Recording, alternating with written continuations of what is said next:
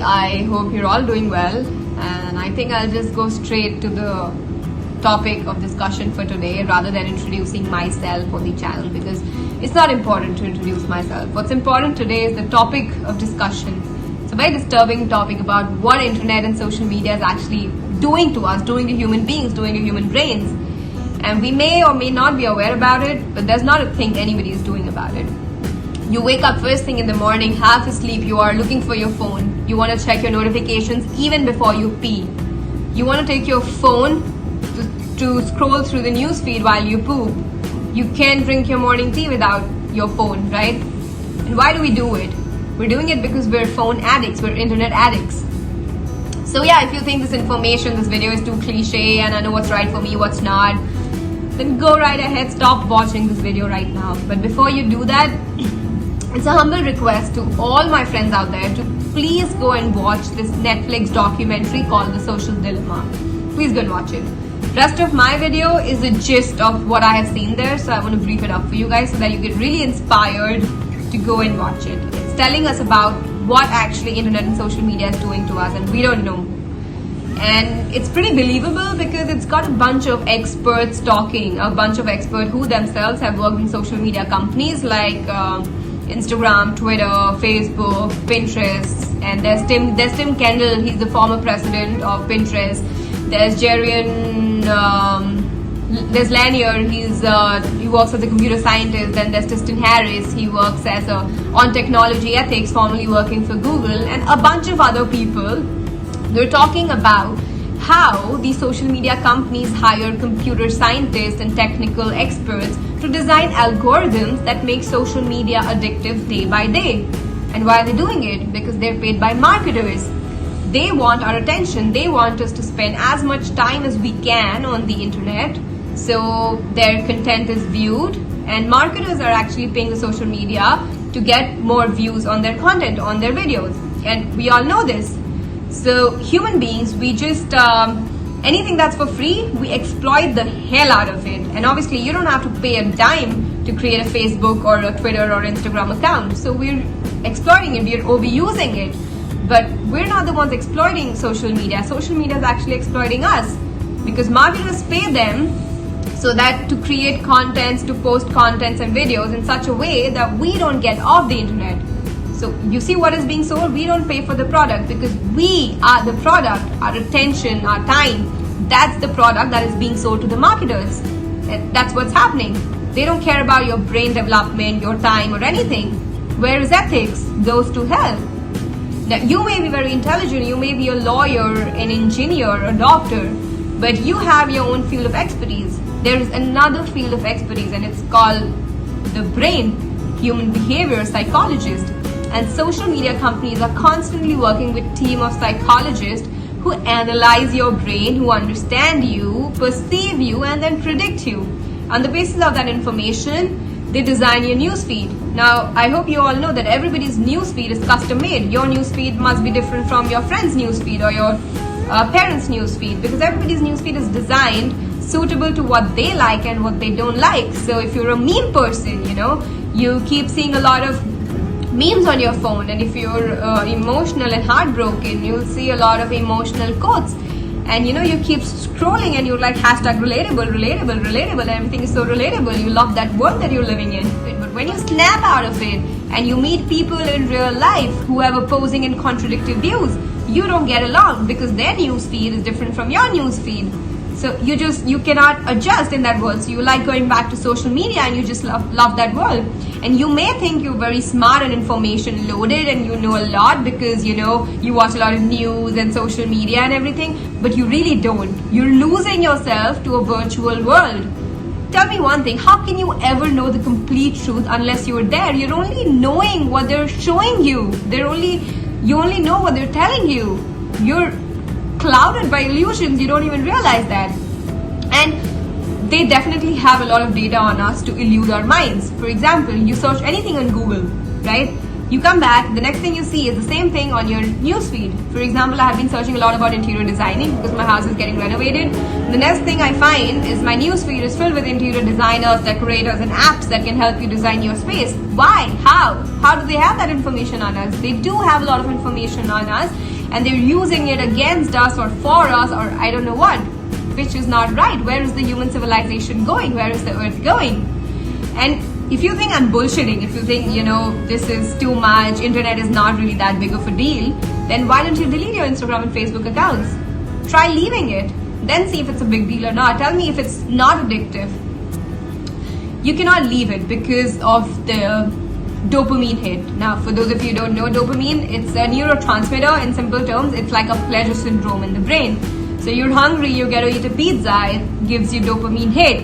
You're high on drugs, it gives you a dopamine hit. You're horny, you get an orgasm, it gives you a dopamine hit. So that's what dopamine does to us. Likewise, information, gossip, and everything that gives us a dopamine hit. And one thing about dopamine effect is that every time to get the same level of dopamine hit, you need to consume the drug, the quantity of the drug more than before. So likewise, I'll just give you an example. I was seeing a guy a couple of weeks back, and he would talk to me with a call while scrolling through his newsfeed, and he would also read out the newsfeed to me, telling me, oh, this is happening in the world, that is happening. And I would tell him, I would think that he was not interested in me, so I would tell him, let's hang up, let's leave. But he would say, no, don't hang up, I want to talk to you. So he didn't want to talk to me, and he also wanted to scroll through his newsfeed at the same time. So you see, that's the level of his dopamine hit. He just wanted, people just want a lot of things going around. One is just not enough. He wanted to talk to that girl and also read the gossip at the same time. So you see, we're that empty inside. That's what social media is doing to us. I'll also tell you another example. When I started blogging, when I decided that I want to make videos and put it on YouTube, I started searching a lot about how to get more views on my videos. And guess what everybody used to say? That don't worry about the content of the video, just keep uploading, regularly post videos almost every day. Don't worry about the content. You can put anything controversial, any contradictory topic that's trending in the news, and your videos will trend. Literally nobody ever said that don't worry about the views and subscribers, just post quality content. Nobody ever said that. And the same guy that I was seeing, he told me that, your videos are boring, and I used to wonder that what is happening, is my content not good? But that's not it. People don't want straight, simple information. People just don't want it. You don't want to hear simple, straight things because what you want is gossip. Had I made a video about, hey, you know what, I had an affair with Sushant Singh Rajput and I know who killed him, or maybe something like I can speak to Sushant's ghost and make him tell us who killed him, you would just love watching this video. My viewers would increase by 25%. Because straight, simple information you don't want. You want gossip, contradictory, something that's giving you that constant dopamine hit. That's what you want. That's what the world has become. Internet has developed so much with time. I think the maximum anything's developed in the past decade is internet.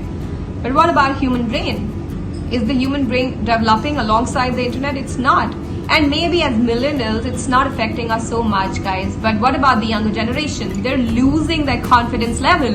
People are going to surgeons saying that they want to look like Snapchat and Instagram filters. That's what's happening. And, we may think that things like Terminator, where technology and machines are going to rule over us, is a science fiction that will happen 50 years, 100 years from now. But no, it's already happening. Our brains are hijacked and meant to do things that we weren't supposed to. Human beings weren't supposed to get likes and approval from 100 people they don't even know. No, that was not supposed to happen. And we're doomed, guys. We're actually doomed. And there's no government or military coming to save us. We're on our own and we have to save ourselves. And maybe down the line, 10 years, 20 years from now, there will be more ethics and law to protect human beings from technology. But right now there's nothing. So you've got to save yourself. You've got to monitor your own usage of the internet, really. And also monitor the usage of your younger generation, younger siblings, or future sons and daughters. We have to create a better society. And honestly, if you think that you don't care about the society, you won't even be alive to see that kind of world, then I'm sorry to say it's a shame you feel that way. We really need to build a better society for, maybe not for us, but the future generation. So please talk to them about it, and please watch this doc on Netflix. And when I watched it, I was very disturbed and angry that what's happening to us and why is it happening to us. So I decided I'll never go on social media, I'll never post pictures, and I'll not even post videos on YouTube. But I guess that's not the solution to the problem. Internet is doing us a lot of good things, so take advantage of it.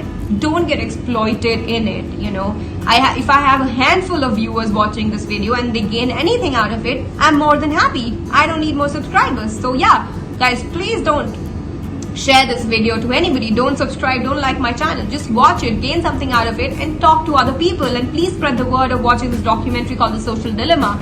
You'll learn a lot. And to end this video, a lot of things you can do to not be addicted to social media is by staying away from it. Take a break, take 2-3 days off social media, then go back again, take another week off, then go back again, and try not scrolling unnecessarily. And we are scrolling, don't linger on a post for too long. They have records, they know that this person stayed on this video for more than 10 seconds, this person shared this video, so they know what you like, what you don't like. Don't give them this information. And on YouTube, do not watch recommended videos. Why would you watch recommended videos?